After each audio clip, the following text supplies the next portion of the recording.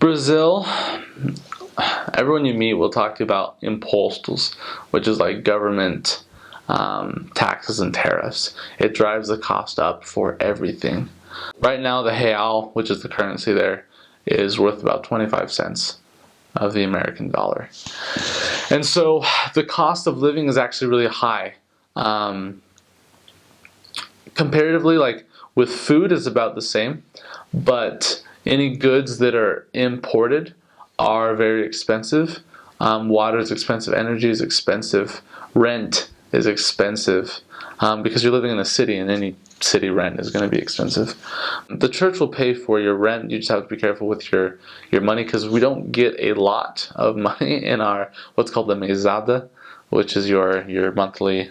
You get your stipend every 2 weeks, and it's not a lot of money, and so you have to be really careful. When President Tanner was there, I was in charge of finding a new house, and we were told that we had to find a house under about 1,000 reais a month. So converting that to dollars, $250 a month or something like that.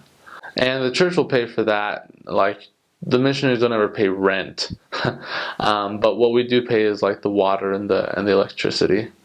And so water can be anywhere from like 35 reais a month to, well, there was one elder that had a leak in his toilet and didn't know it, ended up paying like $1,000 in reais. That was a bad deal. So be careful with that.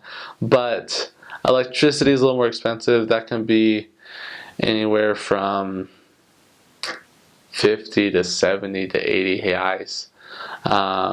So if you don't manage your money well, you can get to the point where you have 2 or 3 of these bills that you have to pay. And I mean, the church will reimburse you, but you have to make the initial payment. So you got to be careful with that. Overall, you're probably looking at every month between 100 and 115 reais of like water and electricity. And then gas, they come around in these trucks with these propane tanks, and these trucks make these awful noises, these songs and these jingles that just are horrible, and they're always in the street, and you'll have them all memorized by the time you leave your mission. I can still sing them. I won't, but you just hail one of these trucks, and they'll sell you propane tanks about 45 to 50 reais.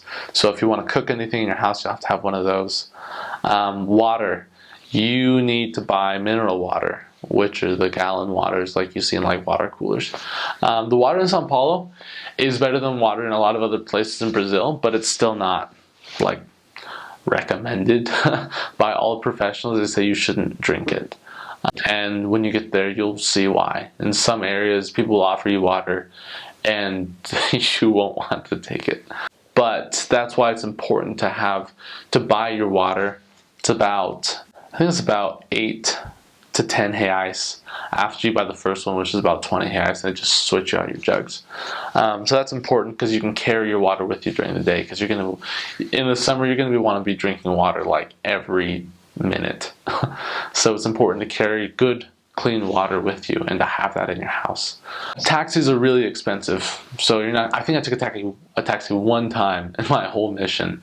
Buses are about $3.50, and you're going to get what's called a bilhete único, which is a one ticket, and it's a little card, it's an electronic card that you'll scan, and you pay $3.50 the first bus ride, and then 4 buses within 3 hours are free, and then to change to a train, it's about another $1.50.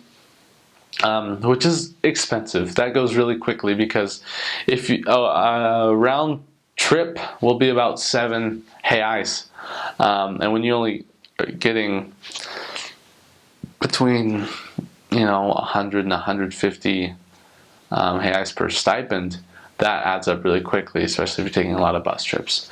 So be careful with your money. Save up for transfers, because you have to get to the office sometimes.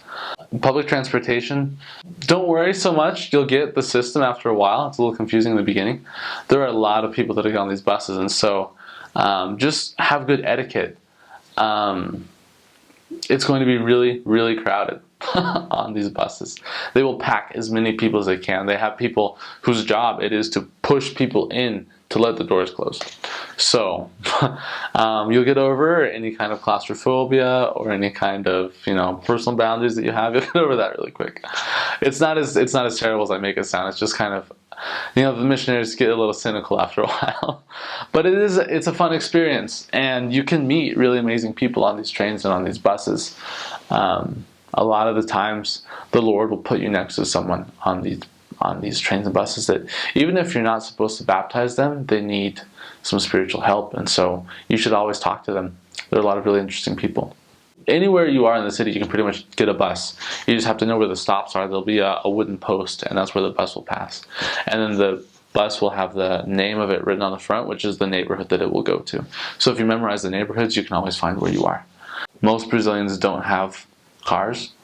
Car is a pretty hard thing to come by because of the taxes and the tariffs. So most people ride the bus.